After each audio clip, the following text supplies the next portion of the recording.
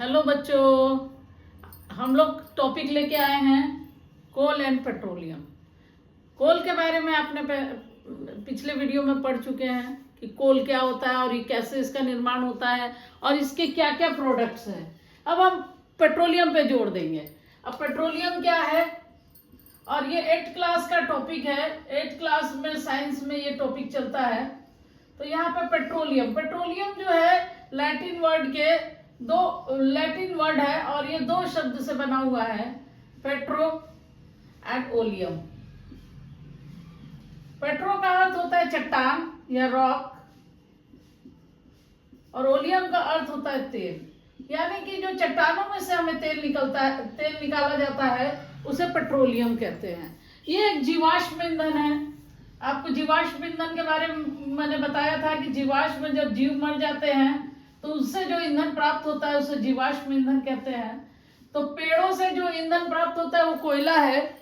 और ये पेट्रोलियम कैसे प्राप्त होता है आज इसको डिस्कस करेंगे हम। जब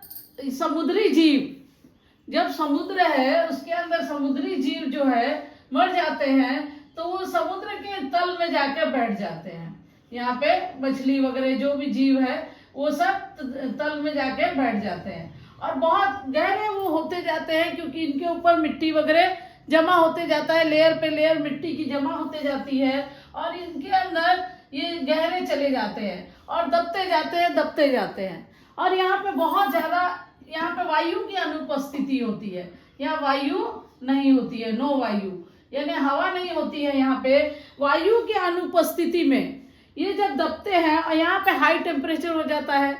हाई टेम्परेचर और हाई प्रेशर के कारण, एक तो प्रेशर है मिट्टी का, ये दबते जा रहे हैं नीचे नीचे, जब ये मर जाते हैं नीचे बैठ जाते हैं तो इसके ऊपर लेयर मिट्टियों की चढ़ते जाती है।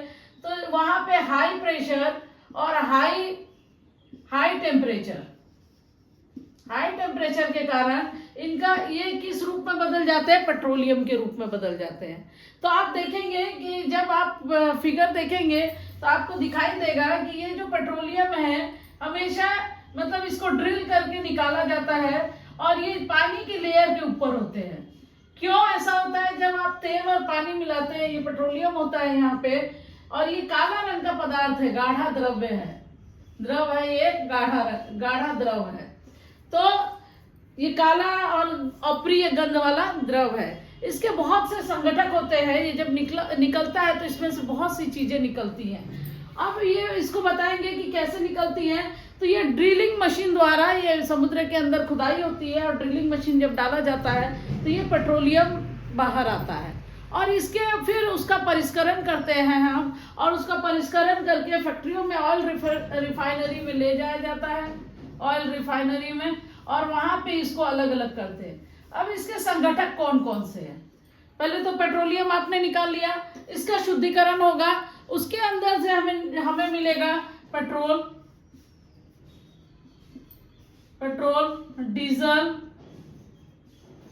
डीजल, पैराफिन मोम, पैराफिन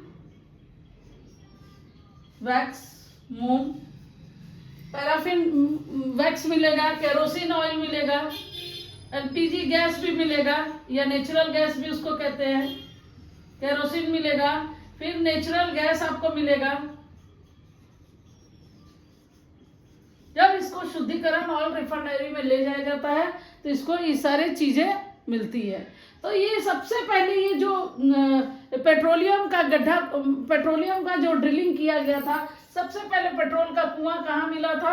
पहला पेट्रोल का कुआं, सबसे पहला विश्व का सबसे पहला कुआं, इसको याद रखिएगा आप लोग कि ये पेनिसिल्वेनिया अमेरिका में मिला था। अमेरिका के पेनसिल्वेनिया में, पेनसिल्वेनिया नाम की जगह पे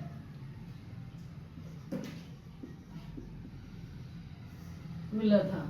तो अमेरिका के, और हमारे इंडिया में असम में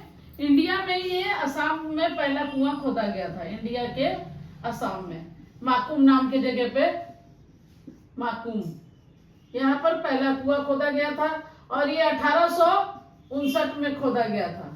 उसके बाद इंडिया में खोदा गया था तेल का कुआं और हमें पेट्रोलियम प्राप्त हुआ था। अब हम देखेंगे कि जो पेट्रोलियम है एकदम गाढ़ा काला द्रव होता है और इसको निकाल अप्रिय गंध आती है उसमें निकालने के बाद हम ऑयल रिफाइनरी में ले जाते हैं और इसका एक दिन प्रोसेस आपको मतलब कभी वीडियो में बताएंगे कि किस तरह से इसको अलग अलग किया जाता है। तो पेट्रोल जो है आपको मालूम है क्या यूज में है पेट्रोल, इसके संगठक कौन कौन से हैं? तो पेट्रोल है, डीजल है। अब बताइए कि पेट्रोल का यूज तो सब लोग जानते हैं कि पेट्रोल का यूज गाड़ी में ईंधन के रूप में होता है, किसी भी गाड़ी, बहुत सारी गाड़ियों में ईंधन के रूप में वो होता है, वाहनों में। फिर डीजल का उपयोग भारी गाड़ियों में होता है, जैसे ट्रक, ट्रैक्टर, ये सब भारी गाड़ियों में डीजल का उपयोग होता है। पैराफिन वैक्स का मलहम वगैरह बनाने में, ऑइंटमेंट बनाने में इसका यूज होता है। फिर वैसलीन वगैरह बनाने में इसका यूज होता है। केरोसिन का यूज लैंप वगैरह जलाने में, पहले के जमाने में लैंप जलता था और स्टोव वगैरह जलाने में होता था केरोसिन का उपयोग। नेचुरल गैस आप लोग जानते हो कि सीएनजी वगैरह जो है, या सीएनजी या फिर आपका ये एलपीजी, ये दोनों गैस इस्तेमाल होता है। कुछ वाहनों में इस्तेमाल होता है और घरों में भी इस्तेमाल होता है। तो इस तरह से इतनी सारी चीजें हमें पेट्रोलियम से मिलती है। पेट्रोलियम एक जीवाश्म ईंधन है, आपको बताया था मैंने कि ये जीवों द्वारा, जब जीव मृत हो जाते हैं, जलीय जीव जब मृत हो जाते हैं, समुद्री जीव, तब जाके पेट्रोलियम निकलता है। तो इस तरह से जलीय जीव हमारे मरने के बाद भी काम आते हैं। तो इस तरह से पेट्रोलियम जो है हमें प्राप्त होता है और उसके संगठक के बारे में मैंने जानकारी दे दी। इसमें कुछ जानकारी आपको और चाहिए तो आप कमेंट कीजिए और मेरे वीडियो को अगर पसंद करते हैं तो लाइक और शेयर कीजिए। Thank you.